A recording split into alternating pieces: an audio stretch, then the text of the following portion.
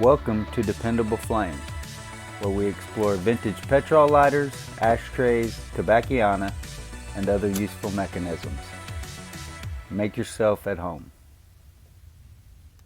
Today we are going to begin what I hope will be a thorough and complete presentation of the current state of my collection of vintage petrol lighters, ashtrays, Tobacciana, and other useful mechanisms. Our friend Sean asked me on the live stream last week to do a video on my whole collection. I think Sean probably meant my collection of lighters, but as long as I've got everything gathered up here together, I figured we might as well include everything, which I don't have everything actually right here in front. I think I do have all but maybe just a lighter or two, but maybe not even missing any lighters. But I definitely don't have all the ashtrays present here with me that I would consider as being part of my personal collection. I do have a few, some really nice ones at Lucky Strike, courtesy of Gavin Lannon. The Abide Inc. Realtors, which was courtesy of my mother and my cousin Andrea. Really nice ashtray. We talked about this aluminum ashtray on the live stream earlier today. It is a prized possession of mine, having belonged to my grandmother. But regardless of how many lighters and other various items of Tobacciana I may have crammed into the frame of this video, there's just no way that we are going to get to all of them today in an 8 to 10 minute video. So I think what we will do in order to get a better view of each subcategory of my collection, I'll make one video dedicated completely to all the Zippos. So I may show you a few of those here today in this video. Another gift from my buddy Gavin Lannon, the JDH engraved initials Zippo. Can't remember what year that was, early 90s, mid 90s sometime. That is in the rotation of my daily users and actually happens to have fuel in it right now. Also have my original 1941 replica along with its partner, which is the same lighter but from 2004, and you can see that the one from 2004 has the 203 patent number on the bottom of it, and it is in the box of the original, what is this, 2021 model.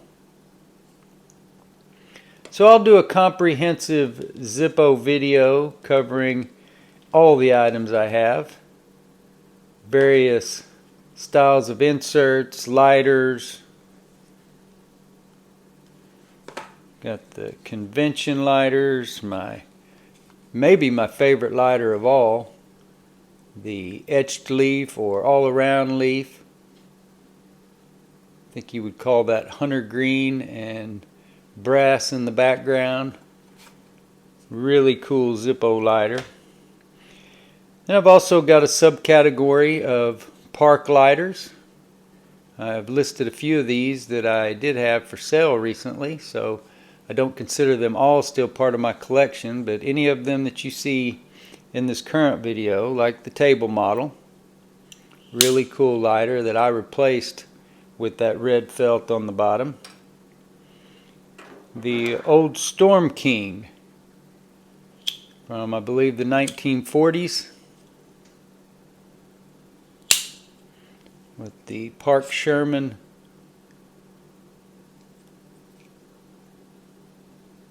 insert, which Park Sherman made Storm King. Park Sherman became park lighters. Sometimes the literature said Park Avenue. But really cool lighters, and I'm thrilled to have them in my collection. Now, there may be a subcategory that is simply out of my interest or from my interest, and that would be the case with this Ronson lighter case. Maybe a little bit because it almost had my initials on it, but really I was just eager to have some experience with this mechanism, having had a Ronson Debonair before and being really impressed with it. So that is currently part of my collection. I have a couple here. I should have mentioned this along with the Zippos. This is a Zippo Contempo that has some damage and missing parts, and it also doesn't hold gas. But if the opportunity arose to get that butane lighter repaired, which I do not work on them, then I would, or who knows, maybe I'll branch out one of these days. But that lighter, whether it ever gets repaired or not, will stay in my collection because it was given to me by my son, along with this other butane lighter, which sometimes likes to hold gas and at other times will not. But I think you would consider this a DuPont clone. It has kind of a hollow feel to it, like maybe it's not as substantial as it looks, but when it was working, it was a pretty good lighter. Anyway, that one will stay in my collection either way, along with the family theme. And of course I've got many of those. The lighter that belonged to my father, the Crest Craft, that belongs right there alongside the ones from my son. Definitely lighters that always and forever will be a part of my personal collection. Just like this Ford promotional lighter. My dad was a big Ford guy, and so was I until the last F-150 that I owned really disappointed me. But for the majority of my life, Ford has been a big part of my automotive life.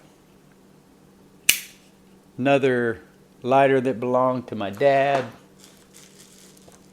We've got table models for the Cygnus collection, a couple of those. We got a nice boxed Park anodized aluminum lighter. Camel Joe Racing.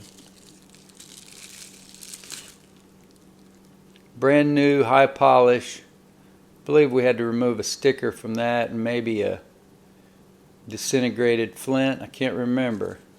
That's a really nice lighter that I really still haven't decided what to do with it. It's still in my personal collection because it was hanging over there in my rotating Zippo display. But I don't have a huge interest in Camel, so that lighter may end up getting sold at some point. But we will pull out all the Cygnus and do an overview of them, so expect another 3, 4, maybe 5 videos in this series over my personal collection, and you'll get an intimate view of each of those lighters as we break them down into smaller categories. Until next time.